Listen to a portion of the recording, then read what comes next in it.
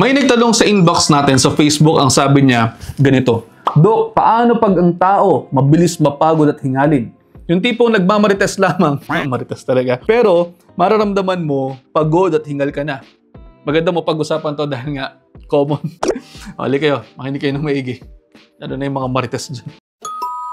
Oh, doon sa mga marites dyan ha, baka ganito rin po kayo.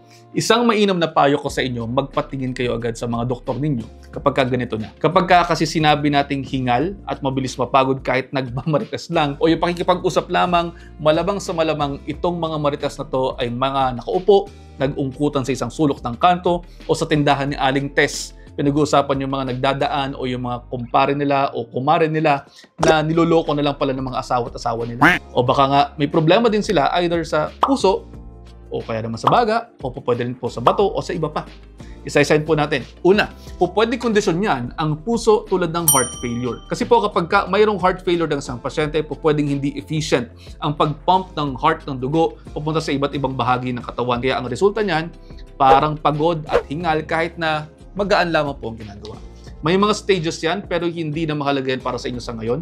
Mas mahalaga na malaman ninyo na pwedeng dahil pala yan sa mga puso ninyo. Pangalawa, pwede pong sakit yan sa baga tulad na lamang ng asthma o kaya naman ay COPD or chronic obstructive pulmonary disease. Baka naman po may kasama kayo mga naninigarilyo sa pagmamarites ninyo tapos nalalanghap ninyo, at kung kayo po ay mayroong asthma, baka yan ang dahilan kung bakit kayo hinihingal at nahihirapang huminga. May pakiramdam na parang pagod, na parang mahirap talagang gumalaw o mabilis mapagod kapag nakikipagmarites. Masama din po yan, ayaw din po natin yan, kaya dapat magpatingin pa rin po kayo sa inyong mga doktor. Pangatlo, anemia.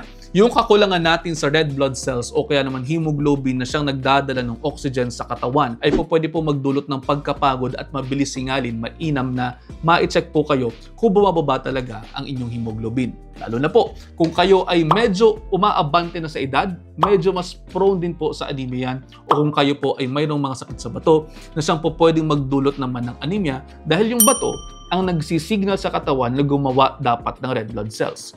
Kung medyo natutulog-tulog yung inyong bato, prone ka sa pagkakaroon ng anemia. Pang-apat, baka naman po marites kayo ng marites, ungkot na ng ungkot dyan, hindi ka naman nag-eehersisyo. Tandaan po natin, yung kakulangan sa exercise o yung deconditioning na tinatawag, pwede pong magpahina sa katawan ng tao, kaya kahit magaan lamang ang gawain tulad ng pakikipag-usap sa mga kaibigan, pwede na pong magdulot sa inyo yan ng pagkapagod. Huwag ganon mga kapatid. Galaw-galaw din naman po para hindi agad pumanaw. At panghuli na po, naisip ko lamang ngayon from the get-go ay ang tinatawag nating stress or anxiety.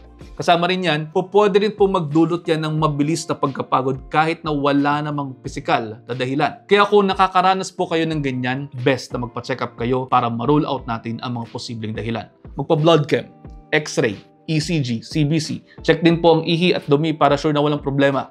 And then, saka natin magagawa ng maayos sa treatment plan para sa inyo. At kasama rin po sa treatment plan dyan ay ang huwag masyadong maging marites, lalo na kung nakakasira na ng routine ninyo sa buhay.